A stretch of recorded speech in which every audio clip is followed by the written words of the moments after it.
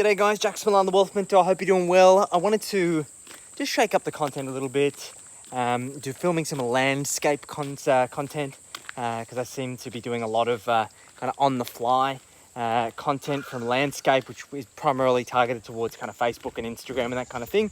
I do want to be doing more long form content, and it's much more pleasant to watch long form content when you're watching it landscape. So I'm off to do a little bit of a wander down the property.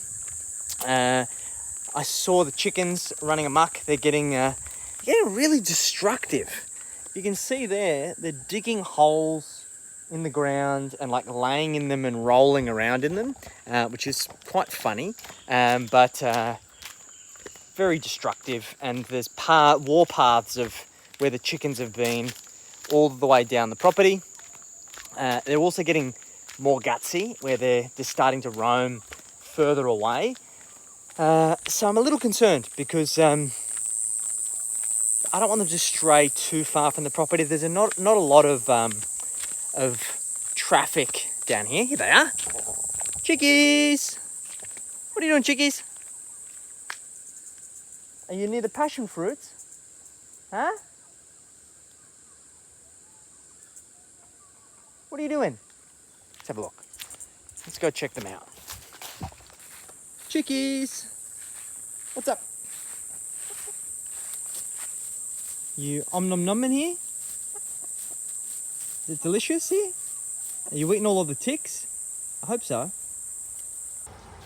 So chickens are happy, very happy, enjoying their new coop, and they're just getting a little bit more gutsy, getting further away from the property. Yeah, we're like the second last house on this entire street, so there's not a lot of traffic that goes by. However, there is still traffic, and on the way I went to go to the post office up before, and there were some guinea fowls, 3 guinea fowls just roaming around a blind corner. Luckily I wasn't going fast, and they were just cruising along, and so I don't want our birds to get so game. But it's awesome to see as well. Our lemons are coming in. They're going to be beautiful sized lemons. I need to trim back all of this foliage. I need to do a little bit of research around citrus. I understand that all of this, because we've had this rain, and this foliage is just grown so quick. We've been fertilizing and watering and composting around the bases of all of these. The chickens, of course, destroy it because they're getting stuck into it, little buggers. But it's just resulting in all of this new growth. So my understanding is if we keep it trimmed and keep it down low, it will channel its energy back into the fruit as opposed to channeling its energy into the branches, and we get better fruit. So I'm hoping that that's the case. I'll do a little bit of research on that. Bananas are amazing since we started chopping them back, particularly this banana circle. It was just so shaggy before and wasn't very nice. And since we've trimmed that back, it's coming along really well. And we also had a mango tree over here that was in pretty rough shape. But since we've mulched it, fertilized it, it had these crazy growth here. And since it started sprouting all of this new growth, which is amazing, which is happening along all of these trees, which is beautiful. That's what we want. It's been really good just to learn about all of these plants, and we're going to be continuing to build out this orchard. This is the orchard now.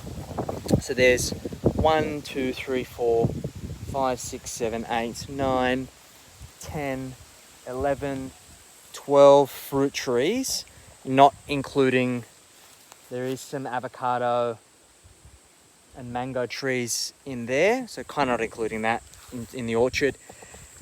And let me just sort myself out here.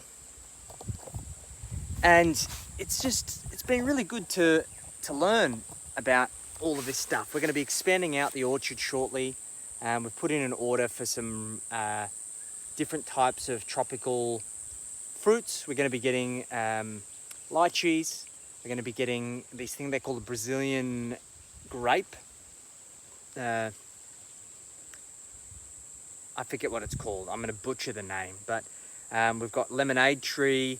We've got Tahitian finger limes. We're going to have what else? Pomegranates. So my plan is to build out this whole orchard with the trees.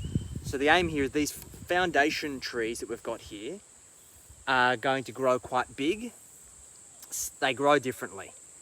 So most of these are going to grow up and out and bushy, and our aim is to try and create a canopy. And what that then allows us to do is to start creating layers in our food forest where we can start planting things in between, things that don't like as much sun, so we can get them filtered light through the canopy, and then basically just starting to try and create this kind of symbiotic relationship in this food forest where it becomes self-sustaining. Essentially, we need to contribute nothing to the system once it's established over the next couple of years, and we can just let it go and it'll take care of itself, which is really cool. And it's just been great just kind of learning about the land and understanding the cycles and kind of getting used to the heat. Like, I don't really feel the heat. Anna is probably not as good with the heat as I am.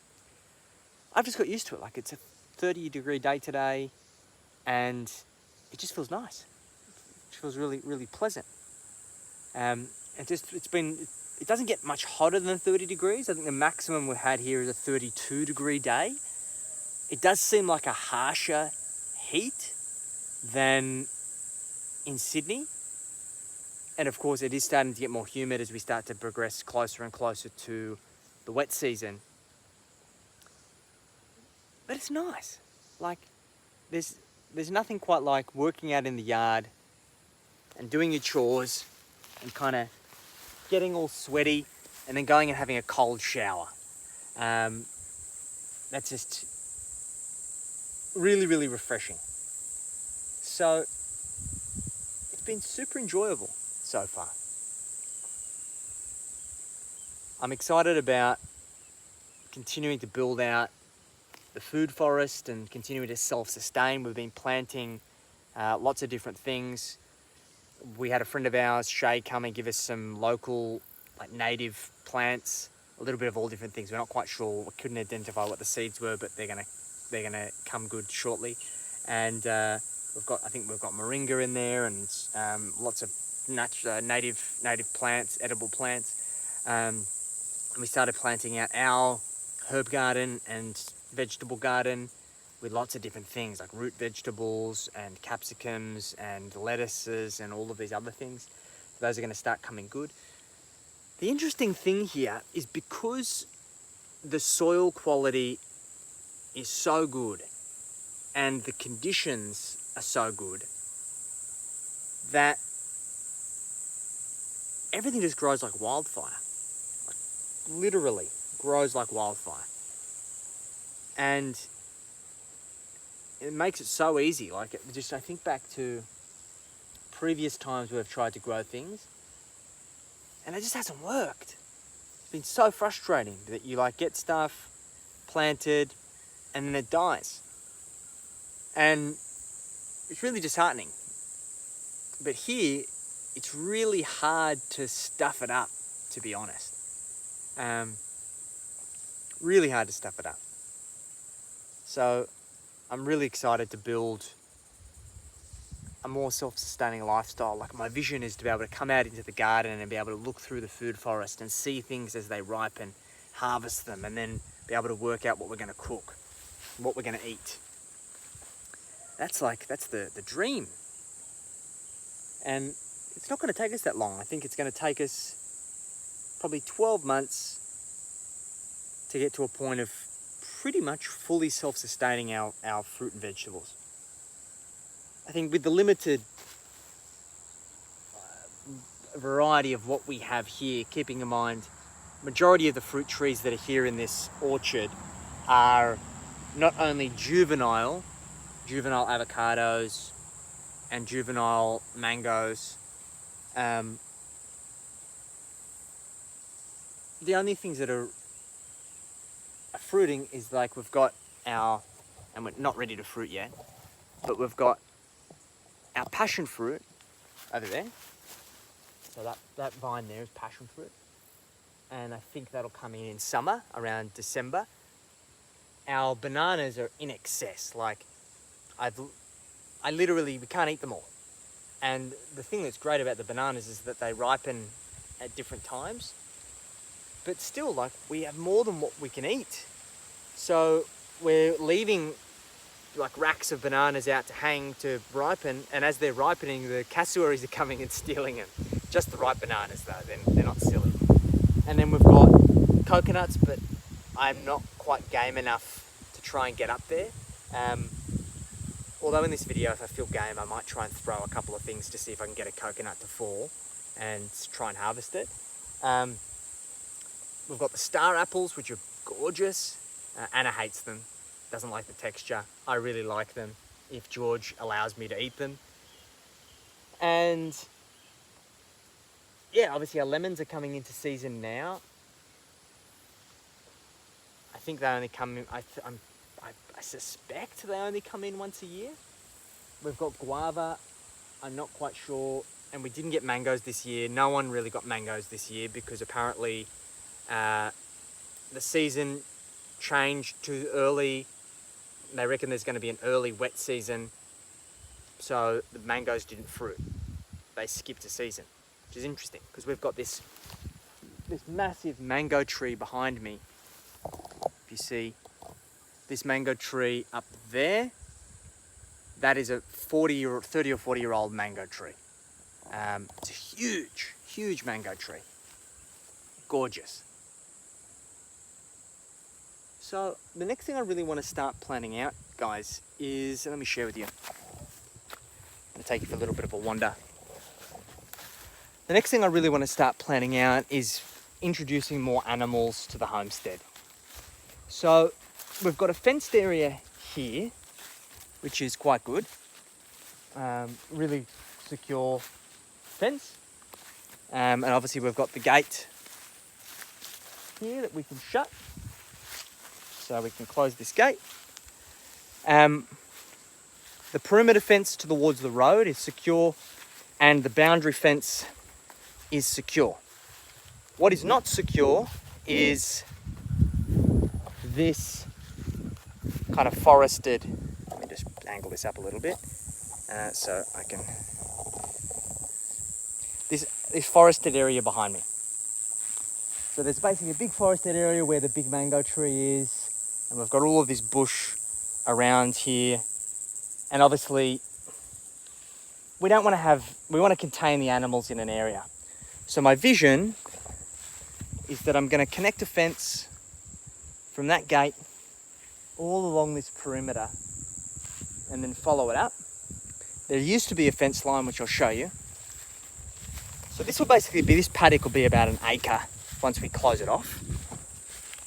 There's a barn, an open door barn up here, which gives us the ability to house the animals. So it'll probably be a mixture of, hey chickies, hey my chickies. So I fence this up here, I fence all around here, up past the compost, and a fence up until this post here. We'll put a gate here that opens out this way.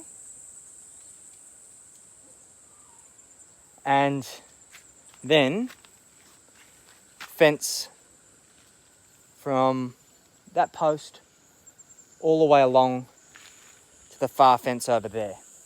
So basically I'm going to they're going to get all of this, the shed, all the way down there and all of the way down the side will be one big pasture. And the great thing about this is that the cows, the pigs, the goats can all get stuck into this center area, which is all overgrown. I still have absolutely no idea what's in there and what the landscape looks like. I expect it's like a ditch that holds water. And they're going to have, it's a great, beautiful environment. The only thing I've got to be mindful of is the bananas, because I suspect the goats are going to om nom nom those banana trees. So just got to be mindful.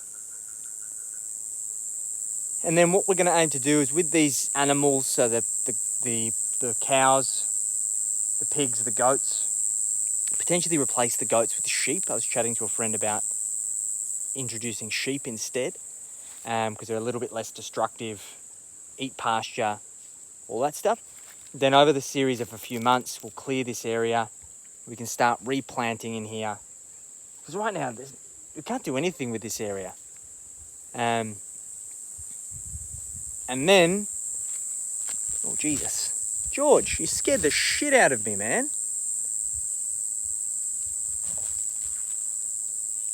George, you snuck up on me. Let me check. George, can you not sneak up on me like that again? That was fucking scary, mate. So much for being able to hear them. He just popped out from out behind me, and he's going for the star apples. I know it. Do you want me to cut you some star apples, mate?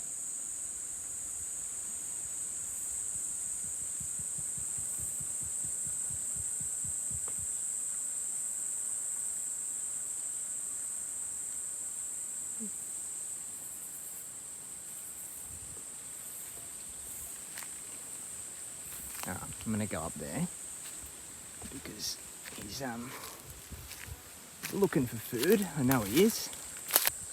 Hey mate, what are you doing? Do you want star apples or? I can cut them, but you just need to give me a little bit of space.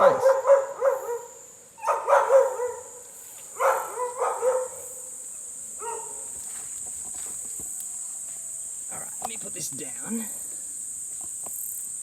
Oh, that one's not very ripe. Alright, let me... Hold on, Georgie.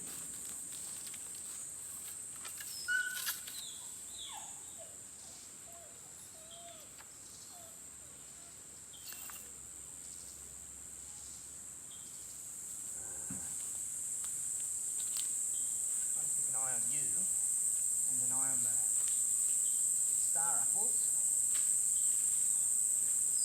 There's one up there, I'm just not sure if I can reach it.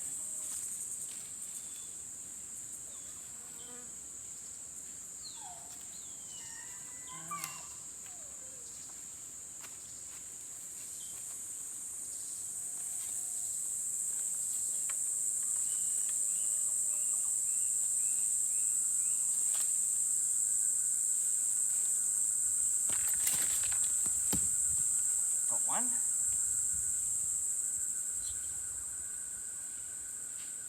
George, you want the star apple?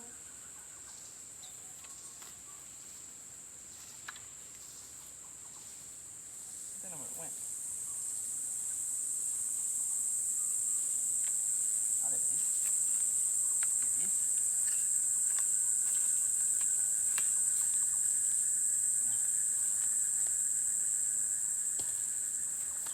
There's your star apple, mate. Let me get out of the way.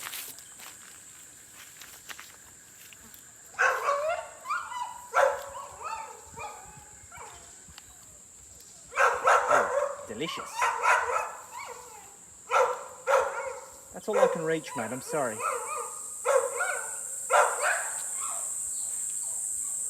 You'll have to wait until next time. Bloody cheeky George sneaked up on me to get him some star apples. Oh, shat my pants. As I said last time, I just don't think I'll ever get used to having them here. I drove to the post office and I saw 3 cassowaries on the way. And then this morning we had 3 here. George is the 4th. Actually, 3 adults, 1 adolescent one, and then 2 chicks. The dad who's got the chicks There was originally 4 chicks. I could only see 2 this morning. Apparently, there's a very nasty female who's the big alpha. And apparently she kills the chicks if she runs into them, which is not very nice. So anyway, it is what it is. George got his star apple, so he's happy and he's buggered off. Oh gosh, it's just it's so magical. Besides Yorkie losing her fucking mind up there, I think here's my perspective on the world. I come from a very high stress environment with my ADHD, always placing myself in highly stressful situations with strict deadlines and overwhelming myself with things to do as a way of tricking my mind into getting shit done. Just an unrealistic, unhuman workload. But it was the only way I'd do shit. Because as a kid, when I'd coast on stuff and I'd do, like, try and do the same as everyone else, I'd never get anything done. It was just fruitless. I'd always fall short. So I over time, through failure, conditioned myself to developing a work ethic that for many would be unsustainable, but it was the only way to get anything real work done, right? But from all reports, and like there's a lot more people that talk about this now, neurotypical entrepreneurs and individuals with ADHD talk about getting to this point where you burn out. You burn out. You burn the candle. And once you cross this threshold, there's no coming back.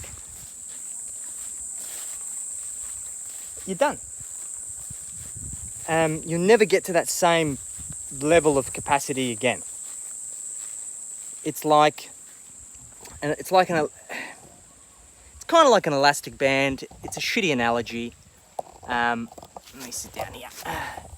It is a shitty analogy because it doesn't really make sense. And forgive me for looking around. I'm trying not to be viciously murdered by a cassowary, even though they appear friendly so far. Caution is recommended. So I had this unsustainable work ethic, highly stressed, highly strung, short fuse, snappy. Wasn't a very nice person to a lot of people. Wasn't nice to my family, wasn't nice to Anna, wasn't really nice to friends a lot of the time. Very short, to the point, unrealistic expectations. Wasn't a nice position to be in. So we went on this trip, and I've always been good at setting catalysts for change.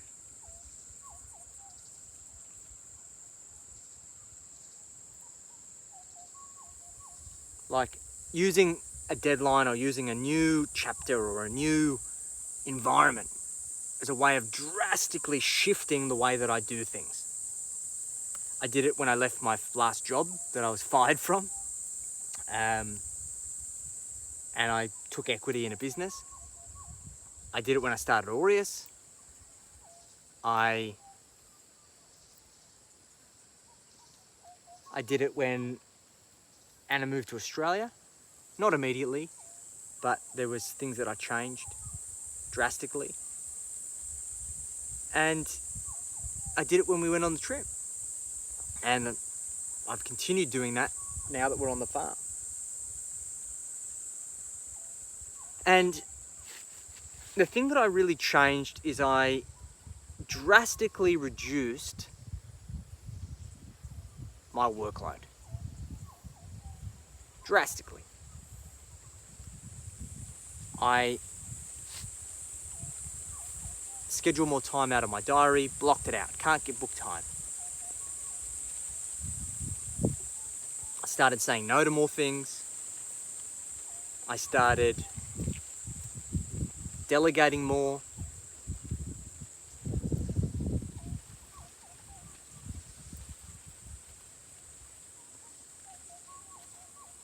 And what was interesting is particularly the height of my unrealistic workload was the beginning of COVID. So in COVID, we had lockdown and I committed to so many crazy projects, crazy amount of projects. I wrote 2 books, I built programs, I built webinars, I did so many things, a just crazy amount of things. And I was working 7 days a week, and it was a way of, I understand why I did it. Under normal circumstances, I wouldn't have done it. But the fact is that I was bored and was sitting at home, locked down, had nothing to do, and I just threw myself into work and then just created these habits of using this hyperfixation of just persevering through it. And when we went on the trip and we pared all of that back and I drastically reduced my hours, what was really interesting is that not only did the outcomes not get worse, they got better. How crazy is that, right? That you can invest less time into your business and get more results. And what's really interesting is there's so many people out there that are overworked and doing too much of the wrong things. And not only are they not getting to their goals, but they're actually getting in the way. And I was guilty of this myself. So what I want this video to do is I want this video to inspire you to find the ways to reprogram your own operating system for your benefit. I was chatting to a friend of mine, Michael Griffiths, today about this exact thing. Is that most of us are chasing strategies and tactics. We think that a strategy or a tactic or a method or a framework is going to get us to achieving a specific goal. But there comes a point in time where the strategies and the tactics are actually not going to help you. The only way that you can improve beyond a certain point is upgrading your operating system. It's like thinking imagine that you've got an Atari game device, right? Or the original Nintendo, right? And you're trying to run the modern age games on that system. It doesn't have the hardware to be able to run it. It can't do it. So it comes a point in time where you need to upgrade the operating system. And it's the thing that people most often overlook. I did for many years. So take the time to reflect and understand what parts of your operating system aren't serving you. Where are you getting in your own way? Where are you the biggest limiting factor? What do you need to learn? What do you need to change? What do you need to shift that is going to help you get more of what you want and less of what you don't? For me, it's a change of environment, which then allows me to change my habits, which then allows me to change my actions, which then allows me to shift and change my outcomes. For you, it might be different. For you, it might be the people that you surround yourself with. It might be your environment. It might be the distractions that you allow into your system. It might be something else completely different. Whatever it is, find it, hone it, optimize it, improve it, and you will drastically see a change in your business growth, your profit growth, and your wealth growth. So that's what I'm working on. And it's working so far. So I promised you guys I'm going to try and get some coconuts. I don't know how. I'm not climbing the tree, okay? I'm going to assure you that I'm not going to climb the tree. However, what I might do is keeping an eye out for George, because George is among us. What I am going to try and do is I am going to try and find something to throw up there. People suggested to get a bow and arrow. I like that idea. I like the idea of the bow and arrow, except for the fact that I'm not quite sure where to buy a bow and arrow from. But let me just give this a crack and let's see what we can work out. All right, I'm going to throw a coconut at the coconut. Ooh, that's not close. Try again. Didn't have a lot of enough weight.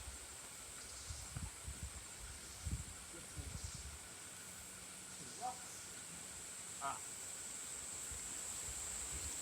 We're going to throw some rocks at the coconut.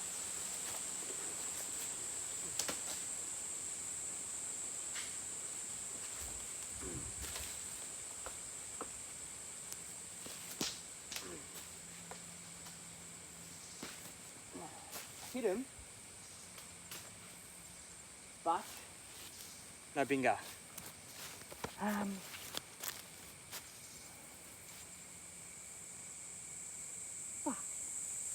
really want those coconuts.